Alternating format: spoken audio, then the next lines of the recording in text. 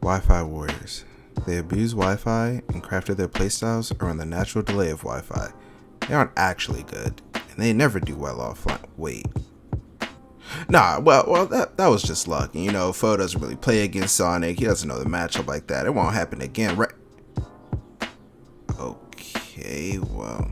Alright, well, that's just one player. It's not like there's a ton of... Alright, here we go. Wi-Fi Donkey Kong versus a well-known offline threat. And it's Wolf, a real offline character. And it's getting destroyed. Nature is healing, all is well and... Wait, what's going on? Okay, well, there's nobody at these offline events that these people are going to, right?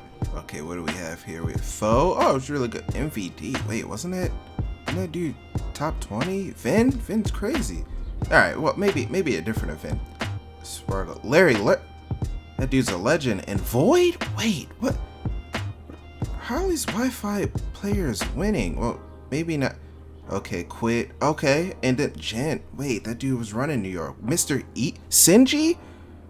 All of these PGR players placing below these Wi-Fi players. Isma is the best in tech.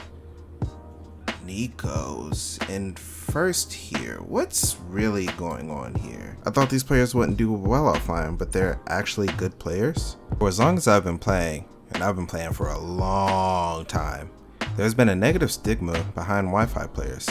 So much so that the term Wi-Fi Warrior was made to describe someone that is only successful in Wi-Fi but wouldn't succeed offline.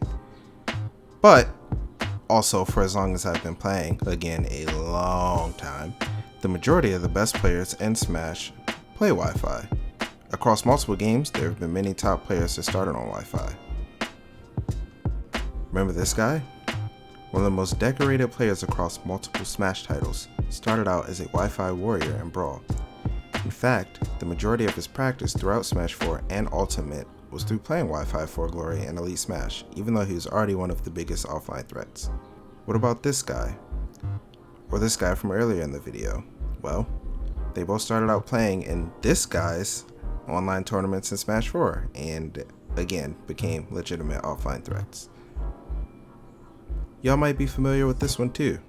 If y'all haven't noticed a pattern here yet, he also started out playing Brawl Wi-Fi and has practiced on Wi-Fi mainly for each Smash game he's competed in since. Now, I personally wouldn't call any of these players we've seen in the videos so far Wi-Fi warriors, but they did and do play a very large amount of Wi-Fi. Don't get me wrong, Smash Wi-Fi is not the most ideal environment for practicing. There's random lag, there's different input delays against different players, so learning timings can be more difficult, but it beats not playing the game at all. I personally believe that if your goal is to be the best player that you can be, and you don't have adequate, consistent practice against a large portion of the cast and playstyles, spoiler alert, most people don't, if anyone does, then you should be practicing on Wi-Fi. But why does Wi-Fi help out so much? I've seen people complaining often about them playing against a style that wouldn't work offline, and that may be true for some playstyles, as you'll be playing against all different levels of play, but playing on Wi-Fi can teach you a different way of learning how to approach the game. I think it's really easy to blame losses on Wi-Fi and not think twice about what you could have done better in the match, but if you can look past that, then I believe there are ways to improve heavily as a player.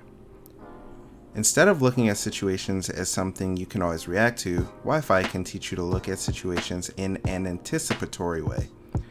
Wi-Fi can teach you how to better position yourself to cover more options, because if something does go wrong because of lag or input delay or whatever, then at least you'll still be safe.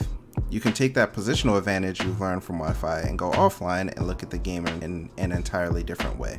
Because you can decide yourself, should I go for a more aggressive, riskier positioning that I can react to the option I think is happening and may net a higher reward, or should I position myself in a safer way to cover more options to gather data because I might not have the best feel for the options and timings yet. You also start to look 2 or 3 steps ahead because some situations are unreactable on Wi-Fi, but the following 1 or 2 situations are reactable, and it can expand how many layers you have and can see as a player. Remember my refresh rate video? If you haven't seen it yet, check it out. It'll be in the description below. When you play Wi-Fi, especially Elite Smash, you run into a lot of different playstyles, characters, and levels of play. If you play Wi-Fi enough, you start seeing repeat patterns of those things and you'll naturally get better against them. Wi-Fi significantly helps you get a higher refresh rate on a lot of situations just because you experience them so often. Now, I'm not saying Wi-Fi will make you a perfect player. Most of the players mentioned still had to learn different things like coping with tournament nerves, being in a setting outside of your house, crowds and the whole nine, things that you don't normally experience while playing from the comfort of your home. But I do believe that people shouldn't be upset if they're called a Wi-Fi warrior. In fact, I believe they should embrace it because they may one day end up being a top offline threat. Thanks for watching. Until next time.